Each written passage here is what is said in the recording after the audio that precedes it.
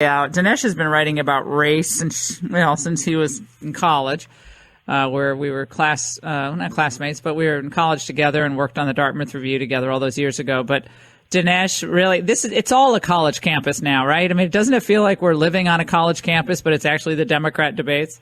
Absolutely. In fact, when I wrote Illiberal Education, my first book years ago, I described all this insanity on the campus, and I thought it was confined to the undergraduate menagerie. But how would we have guessed that all of this would metastasize into the larger culture, and the same craziness that we saw a generation ago is now become the norm in American politics? Yeah, so when we have a party dependent on AOC plus three's worldview, Obama becomes the conservative. And you have to ultimately attack Obama. I said this before the debate began. I said, they're really going to have to, I was sitting in the makeup chair. I said, for this to make sense, they have to throw off Obama like Trump threw off the Bushes. And people are like, they're not going to criticize Obama. And I said, they're going to have to. What happens during the debate? They all start piling on Obama's big initiatives, namely Obamacare and deportation. Well, this is reminiscent a little bit of how the French Revolution went, right? You had all these radicals, all these philosophers who were calling for people's heads to be chopped off and so on. And then the heads started being chopped off by the guillotine. And where did it all end? With the philosophers themselves going to the guillotine. So the revolution becomes the terror. It eats its own children. So Obama, yes, he's getting the brunt of it, but he also started it. Well, explain that so all of our listeners across the country, across the world, connect the dots with Obama's grievance politics, although he had a lot of charm. So you kind of didn't feel like it was as much about payback and grievance as it was, but he's kind of getting hoisted on his own petard here. Yes. Obama introduced this, I would call it a new socialism. And I say new socialism because the old socialism was essentially, it was class warfare between the rich and the poor, but it didn't have a racial component at all. In fact, it was very universalist in its thinking. The idea was that the working man in France has the same interests as the working man in Germany. So there was a kind of universalism toward early Marxism. But the Marxism and socialism that we're dealing with now is not like that. It's rooted in identity politics. It tries to marry class issues with race issues. Well, Obama was sort of the architect of all this because even though he put out this centrist facade, particularly in 2008, behind the scenes it's really clear he was working to inflate the welfare rolls, work out these deals with Iran and Russia, fan the flames of racial antagonism where he could. So he was about this Alinskyite project of fomenting a new type of discontent and building a new type of coalition, which ironically has now come back to haunt him. Well, and I think we see this now with Kirsten Gillibrand, our old Dartmouth fellow alum, making this point. Let's listen.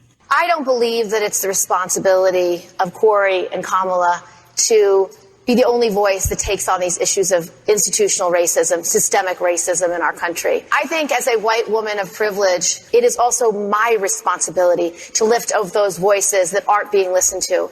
And I can talk to those white women in the suburbs that voted for Trump and explain to them what white privilege actually is. That when their son is walking down a street with a bag of M&Ms in his pocket, wearing a hoodie, his whiteness is what protects him from not being shot.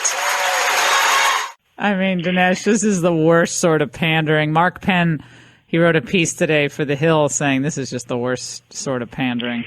Well, it's worth dissecting for a little bit because let's follow the logic of what she's saying, right? On the first glance, you would think she's saying, listen, I have been unjustly elevated to a podium because of my white privilege. Okay, fine. Well, why don't you get out of the race then and make room for underprivileged minorities? Obviously, you're a beneficiary of affirmative action all your life, white affirmative action. But her point is, no. I don't actually want to impose any costs on myself.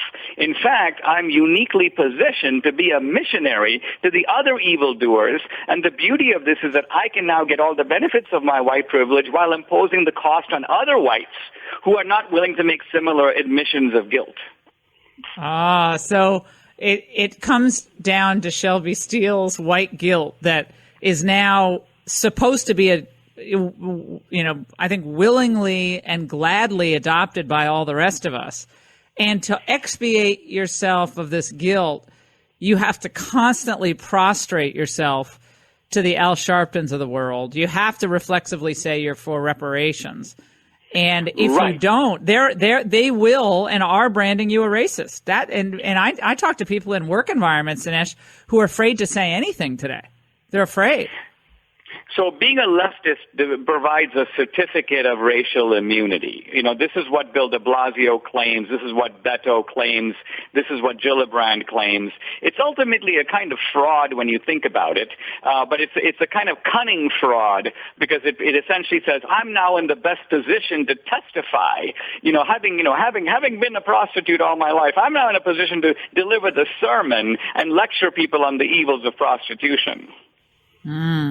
Well, where does this all, end up for us with this crowd? I mean, people were thinking that Joe Biden was, and I certainly did, was the least crazy of the people on stage. But when you're watching this crowd and their reaction to the crowd last night, they weren't really rallying to Biden all that much.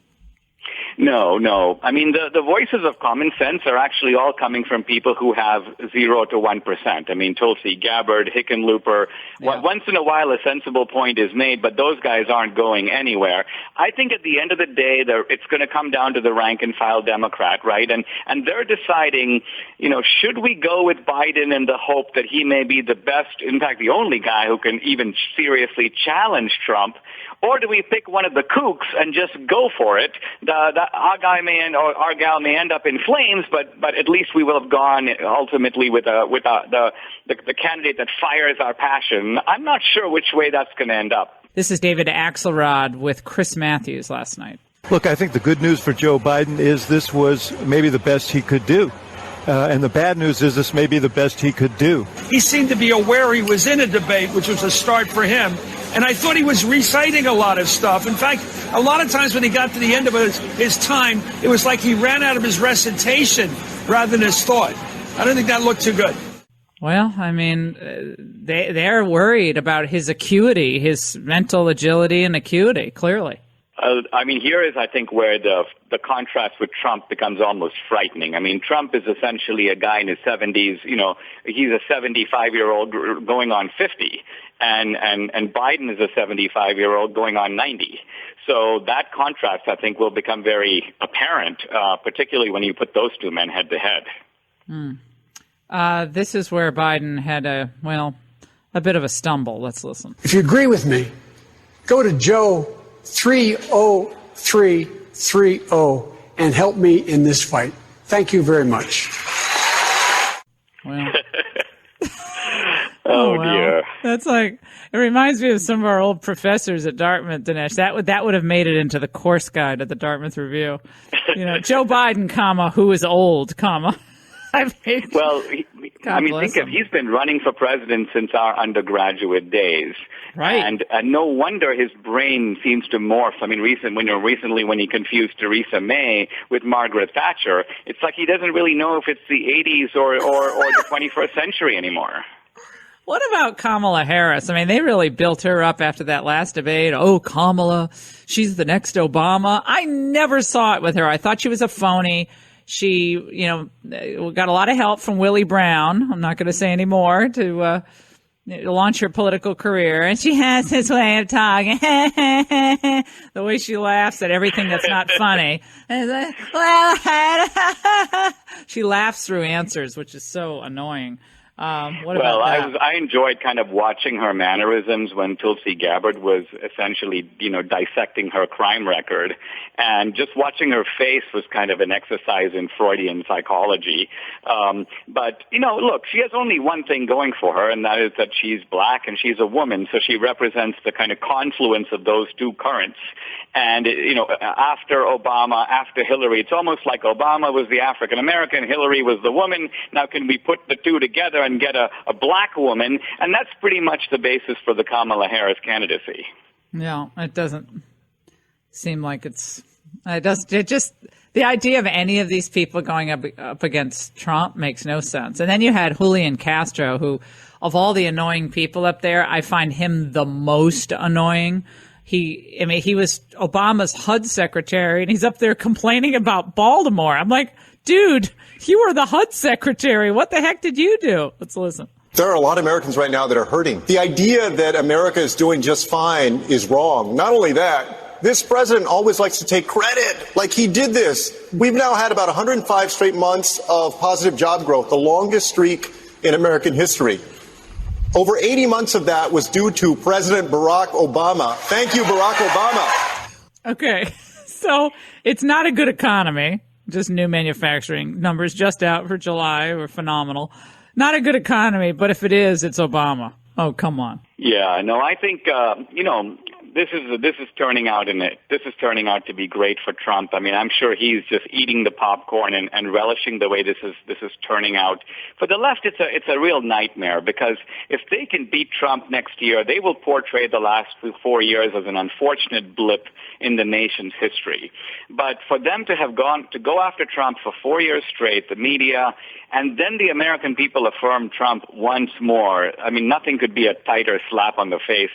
Their constipated expressions in 2020 will dwarf anything we saw in 2016. Oh, no, I don't.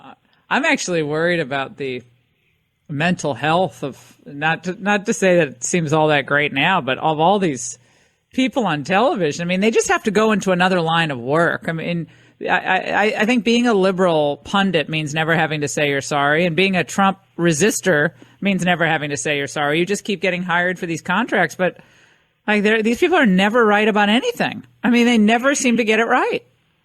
Well, I think here's a case where the media and the left have whipped their base into a frenzy. They basically said, Trump is Hitler, Trump is ultimately an authoritarian, Trump is going to subvert democracy. Now, Trump is doing none of those things.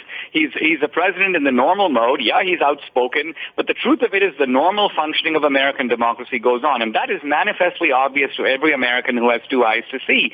So the base is now whipped up into a frenzy, and the Democratic candidates have now got to cater to this ravenous base that they created and the media created. So, guys, you've done what you did. You're dug in now. You can't pull out of the pit, and we're enjoying it.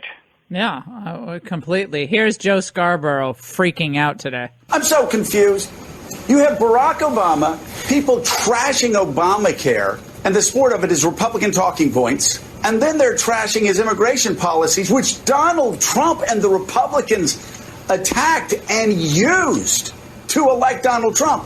We were sort of in a never land last night in that debate. Give me a break. What's wrong with you people? I don't You're understand going up against Donald Trump, and you're talking about defending Obamacare as Republican talking points? Who is advising you? I mean, speaking of someone who's just gonna, I think his head will blow off his shoulders. He's so upset. He's upset every day, but I just think that in general they're the doom and gloom party now. They were hoping change under Obama. Now it's just doom and gloom. It's like Flint, Michigan. It's worth noting in these debates also who is not mentioned, right? And I think here's a time to note that Robert Mueller was the absent name in these debates. I don't even know if he came up once. Yeah, they did a little bit with Kamala Harris and Booker. They said, well, we read the report. But yesterday, the first debate, it came up not at all. Russia collusion was not even mentioned. Right, so this guy now is basically being given an indecent burial without even a eulogy. And let's remember how much of the left's hopes have hung on this. In the entire first Trump term. So, I mean, what an expenditure of energy and expectation, and it's all come true. So no wonder there's a kind of manic, jittery quality to this whole thing, because everything that they've bet on has become laughably untrue. No, it's beyond terrifying. And I think that, again, Joe Scarborough and David Axelrod, and, I think they're going to realize sometime soon that this tolerating the far left as they did and giving in to the far left and feeding the far left this series of resentment snacks was just not going to It was ultimately they were going to get eaten by it. They were going to be devoured by the fury, and that's where we are now. They're being devoured by their own grievance. Yeah, and this was really Bernie Sanders' secret weapon. You know, if you want to find out how did the Bernie socialist agenda, you know, coming from a Rip Van Winkle figure who was sleeping on his neighbor's couch for God knows how long, how did his crazy hallucinations become the platform of the Democratic Party? Well, the answer is this ratcheting to the left. Everyone has got to prove that they are more to the left than the next guy, and that's the way they court the Democratic nomination. So Bernie had that going for him. By staking out this position, he was able magnetically to pull all these other figures into positions that they never held before, and I think are proving to be millstones around their neck for the future. Dinesh D'Souza, again, he has documented this in film and in book for decades, warning us what we would get if we kept living in this identity politics world and kept feeding it at the universities, where all this madness began in the public schools, at the universities, and white guilt, and wrap that all into the learning of our young people. And this is what we've gotten. And we shouldn't be surprised that that's where we are. But meanwhile, Donald Trump, I think, is laughing his you-know-what off. Dinesh, thank you.